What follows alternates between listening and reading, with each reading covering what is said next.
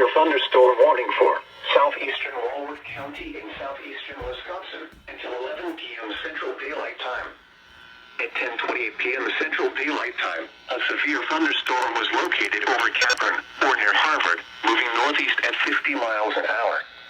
Hazard, 60 miles an hour wind gusts and quarter-size hail.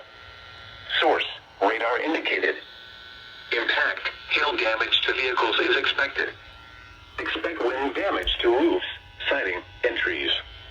Locations impacted include Elkhorn, Delavan, Lake Geneva, East Troy, Williams Bay, Genoa City, Walworth, Fontana on Geneva Lake, Sharon, Como, Hill Lake, Powers Lake, Springfield, Abels Corners, and Delavan Lake. For your protection, move to an interior room on the lowest floor of a building.